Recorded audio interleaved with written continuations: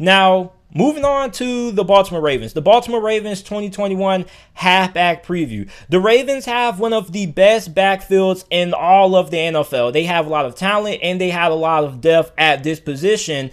Last year, J.K. Dobbins really took over near the second half of the season after Thanksgiving, heading into that December stretch, which is one of the most important times of the year when it comes to the NFL. Now, J.K. Dobbins, I'm expecting him to be the number one back on this roster. 134 carries, 885 rushing yards, 9 touchdowns, while averaging 6 yards per attempt last year. This guy was a monster for Baltimore. But also, when you look at J.K. Dobbins, I want to see, what is he going to do in the passing game? I think he has better hands than what a lot of people give him credit for. And I think he definitely could do a little bit more in the pass game than what he did last year. And obviously, he's not known as a pass catching back, anything like that. But I definitely feel like the Ravens could utilize him a lot more in the passing game. I like J.K. Dobbins. This guy has incredible balance. He is sensational after contact. There are very few occasions last season that I saw somebody bring down J.K. Dobbins off the first initial tackle. Normally, this guy breaks at least 1 or 2 tackles before he finally goes down. Also, when you look at that great contact balance and with how explosive he is, a lot of Mark Ingram inside of J.K. Dobbins. Prime Mark Ingram. So you look at J.K. Dobbins, last year his production kind of got held back a little bit because they were in a little bit of a committee. You also had COVID that kind of ruined some things. But when J.K. Dobbins got going, man, this guy was a monster. I'm hoping that he can end up emerging throughout training camp as the premier back in this Ravens offense. I plan on drafting him in my fantasy football leagues when the fantasy football league drafts end up kicking off around September. So I'm really high on J.K. Dobbins. I feel like if he ends up getting at least 200 carries this year, he probably could be around that 1,200 yard range, probably have at least 12, 13 touchdowns, and most likely will be a Pro Bowler if he can end up getting the kind of work that I'm hoping that he will receive this year.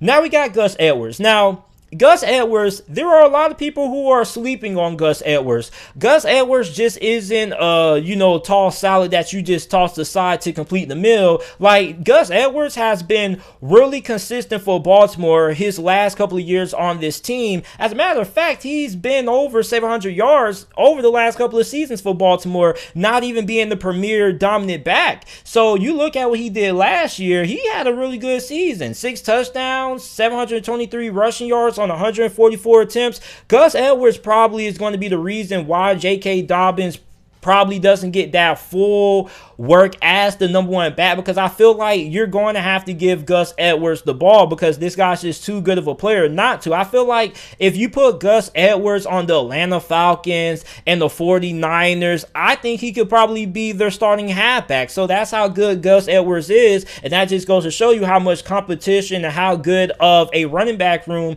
that the Ravens have. You look at Gus Edwards. This is a guy who also is really hard to bring down after contact. He doesn't go down easily. He's also a pretty physical runner in his own right. I like Gus Edwards a lot. I think he's really underrated. I think he's really undervalued when it comes to this Ravens backfield, especially when you look at what he had to face the last couple of years behind Mark Ingram. And on top of that, last season he was behind both Ingram and Dobbins, and he was able to emerge when he got his name called. When Gus Edwards gets his name called, he produces. And yes, the Ravens do have a good run blocking off the line, but I really think that Gus Edwards is really underrated. If you put Gus Edwards in a situation on another team that he has the ability to be their full number one back, I think he could produce, and I think he could produce at a really high level. I think Gus Edwards is really underrated in terms of how people view him. A lot of people don't really know how good this guy really is because he's sitting behind the shadow of J.K. Dobbins, and year prior he was sitting behind the shadows of both Mark Ingram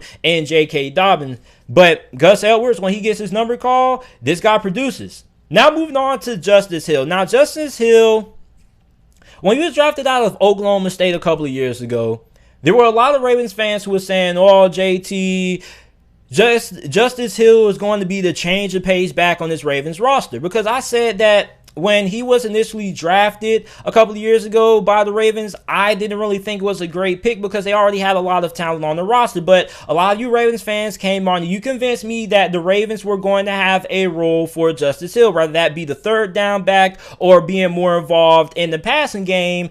And so far up to this point, he hasn't really done anything. I mean, last year he barely got his number called. He barely was on the field all that much.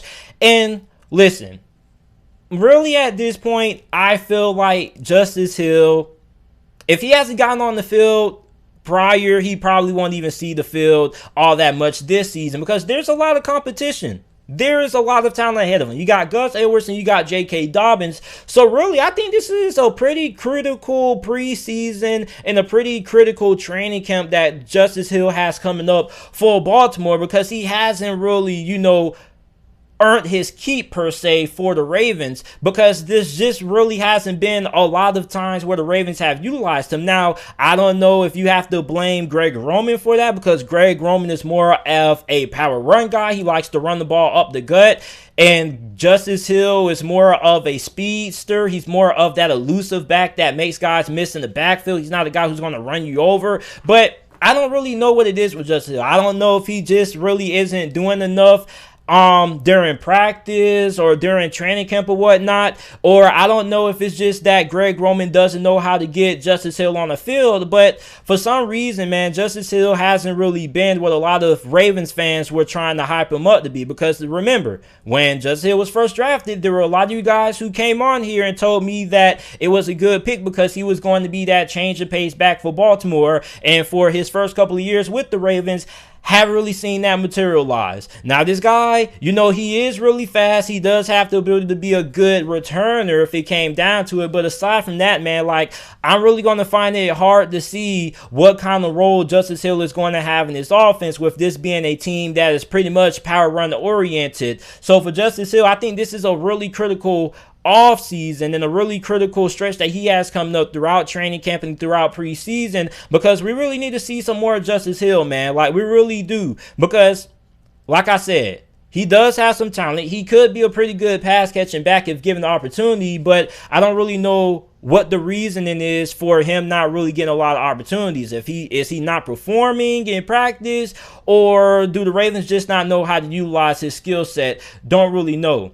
Now you got undrafted free agent Tayson Williams. Now, he was an undrafted free agent back in 2020 when he came out of BYU. He started his college career at South Carolina, then transferred to BYU. He was on the practice squad last year for Baltimore. He was pretty much their COVID emergency back in case they had some more running backs who came down with COVID, and they had to promote a guy to the roster just in case. So you look at Tayson Williams. He is pretty physical. He's a pretty physical back, has pretty good size to him. I think he could end up challenging that Ravens running back room for that third spot on this roster, because you got Justice Hill, who hasn't really performed all that much, and Justice Hill doesn't really look like he fits with what the Ravens do offensively, given, what he's done for the Ravens up to this point. So I definitely think Tayson Williams could be in the mix. They end up taking Justice Hill's roster spot away from him. Now, like I said, he was on the practice squad for Baltimore last year. Obviously, Baltimore saw something in him that kept him on this Ravens roster heading into OTAs, training camp, and whatnot. So Tayson Williams, he's a physical back. He does fit the bill of what Baltimore wants out of their running backs traditionally. A guy who's really good running in between the tackles, really powerful as well. That's Tayson Williams. Then you also have rookie halfback, who I really like a lot. You got Nate McCary. Now, Nate McCary played Division II football for Saginaw Valley State. Now, he didn't play last year because COVID basically canceled the season. But previously, 2019, he ran for 1,060 rushing yards, 10 touchdowns. He was first team all-conference. He was one of the better backs in D2 that year. He's 6'1", 225 pounds. So this guy has incredible size. Now, when I watch him, and I was watching a little bit of his tape from 2019, he doesn't really have that, explosive pop, that acceleration that you see out of J.K. Dobbins and Gus Edwards. But he does have very good vision. He is very patient when he allows his blocks to develop. He also is really good as a pass catcher. As a matter of fact, you probably could make the argument and say that he is the best pass catching back that the Ravens currently have in their running back room on the roster currently. So for Nate McCary, he has a really good shot also of challenging for that third halfback spot on the final roster this season. So you look at Tayson Williams, Justice Hill, and Nick McCary. I think all three of those guys are going to be competing for the final running back spot on this Ravens roster this year.